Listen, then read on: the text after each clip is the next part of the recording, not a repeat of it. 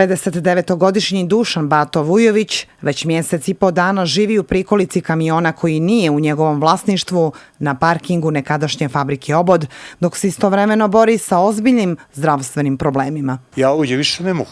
Mene je sad već iz jutra hladno, jako imam ćebadi sve. A u dan je 60 stepeni. Stvari to što je stvari i slobodno to je sve da ide u smeće.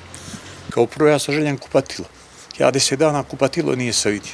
Osim što živi u uslovima koji nisu dostojni čovjeka, Vujović se suočava i sa ozbiljnim zdravstvenim problemima. 2 puta sam operisao pluća, operisao sam kuk, sad bi treba drugi kuk, koljeno i evo gdje živim ovakav. Od koga očekujete pomoć? Ne znam.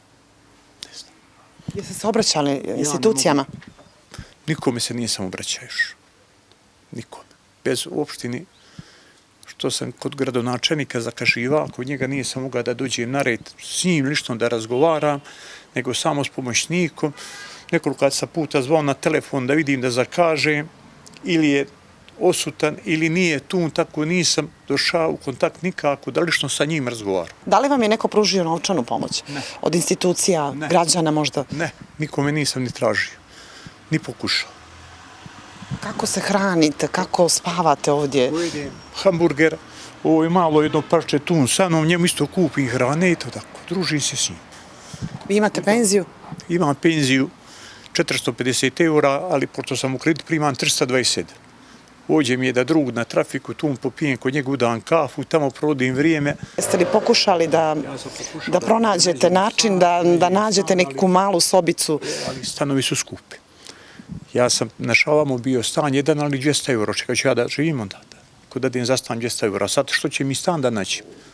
Kad stvari nemam zdrave, ne znam je dostaje električni šporet i frižider. A porodica, da li imate nekog od porodice? Imam 4 djece, ali nije samo neke dobre veze s njima. Kome bi vi uputili neki zahtjev, neku molbu?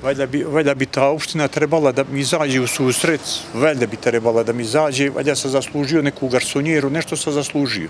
Jeste li mogli da zamislite kad ste radili u Obodu da ćete jednog dana, nakon toliko godina, spavati ovdje na parkingu? Ne.